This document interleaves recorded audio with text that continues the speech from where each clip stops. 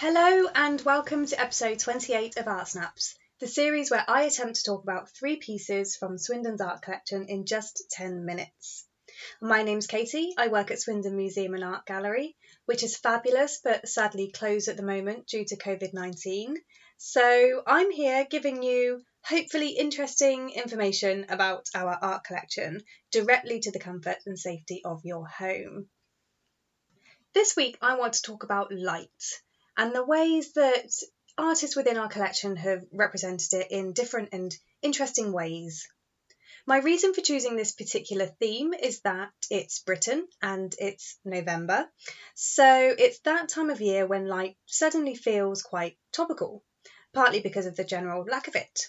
The days are generally darker and shorter feeling. But there's also a kind of abundance of it too, through the various things going on this time of year. So there's bonfire night, and there's Christmas coming up with all of its fabulous Christmas lights, and there's Diwali, the Indian festival of light. So it feels like there's quite a lot happening to make things more luminous and exciting this time of year. So light feels like a nice topic to cover.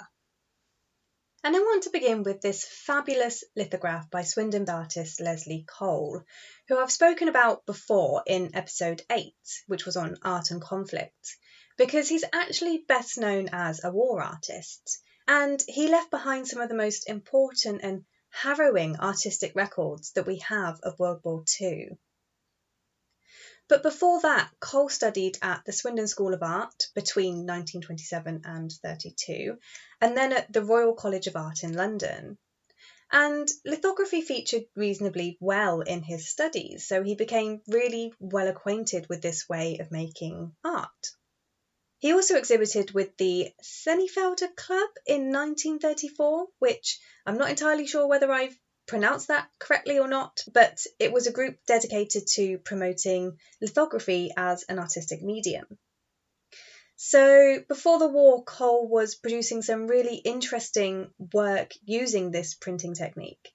And before we go on, I'll just spend a little bit of time explaining exactly what lithography is, because if you've never used it before or you're unfamiliar with the term, then you're likely to be quite unfamiliar with what it is that I'm talking about.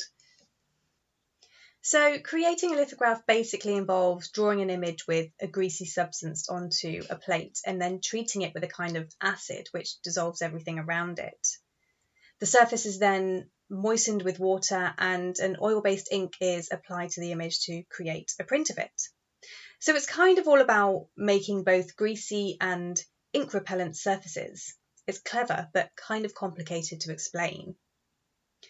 The lithograph was invented in 1796, mostly for publishing literary works quite cheaply, but it soon became a popular artistic medium too, and by the 20th century it was increasingly accepted as a form of creative expression.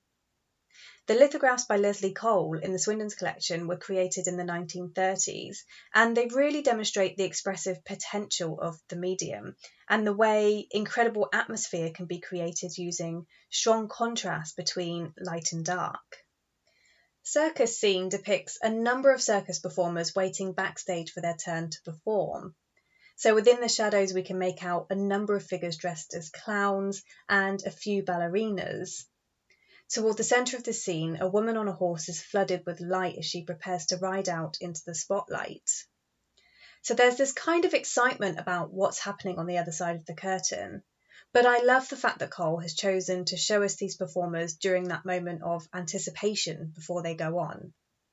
And there are some really quite touching moments within that, like the 2 ballerinas holding each other around the waist, and the large clown toward the front of the group who leans down to hear what the young ballerina is saying to him.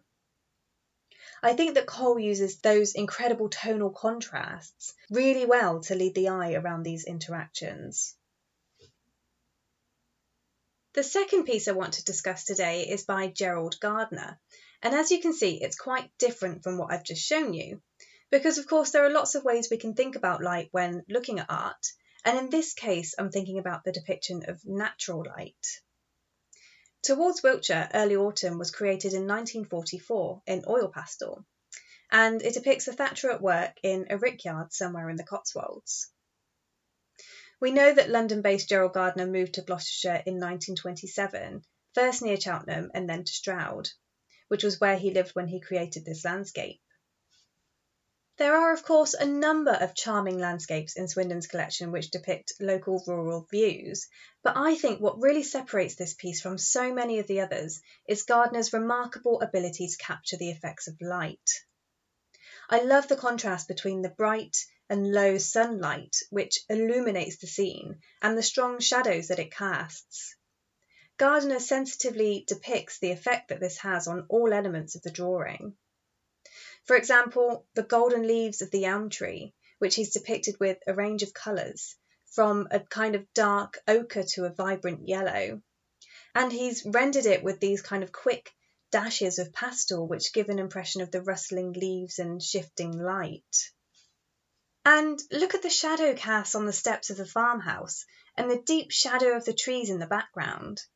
I hope that in this image you can see the huge range of colours within them, such as blues and pinks and purples. Here, Gardner is acknowledging the incredible variety of colours that appear within shadows. They're not simply black or grey, but rather informed by coloured light which is emitted from several sources around it. And he's really gone to town on picking up on those cool blues in the distant landscape. And in doing so, he also makes a visual connection between the land and sky. It's an incredible jewel of a piece in Swindon's collection, and there's a kind of sister piece too which depicts a similar scene in the snow, but you'll have to wait a few more episodes before hearing about that. Finally, I want to talk about this absolute stunner from the collection. It's called Night Sky and it was painted in 1957 by Jack Smith. And it represents a really interesting shift in Smith's artistic output at a quite early stage in his career. You see, he actually started off as a painter of the kitchen sink school, whose artists took their inspiration from everyday life. But Smith very quickly, quite early on, began to shift his focus towards sensations of reality. And Night Sky represents a move away from his early realism, but at the same time it's before he achieved the kind of smooth graphic quality of his later paintings. So we can see him at this point playing around with abstraction and playing around with subject matter which isn't very easy to represent. So he's thinking about how one might go about representing just light in itself and nothing else. So he's used thickly applied black and brown paint to create depth and texture in the work. And in fact, it's almost as if he's treated the surface of the painting in a sculptural way. And what this does is create a kind of deep, glistening surface for those luminous forms and great sparks of light to play off against.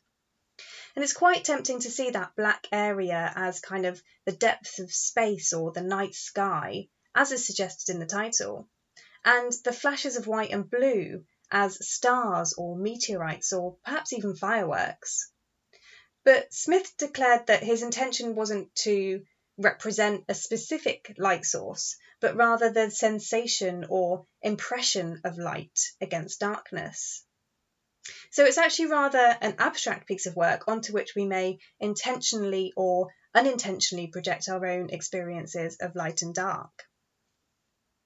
And that's all for this episode of Art Snaps. But I want to round off by mentioning that when I began thinking about the theme for this episode, I realised that I've already covered some great pieces from Swindon's collection which represent light in really stunning and interesting ways in previous episodes. So if you enjoyed my discussion today, there are a few other episodes that I definitely recommend taking a look at. So episode 6 stars Claude Francis Barry's Tower Bridge, London.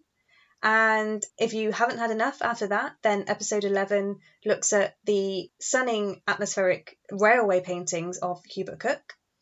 If after that you want even more, you could look at episode 20, which includes this really gorgeous impressionistic drawing by George Clausen. Each of these pieces, like the pieces that we've discussed in the episode today, use light to great atmospheric effect. And each of those episodes are of course available here on Swindon Museum and Art Gallery's YouTube channel for you to watch, listen to and hopefully enjoy until your heart is content. Thank you for listening, stay safe and bye for now.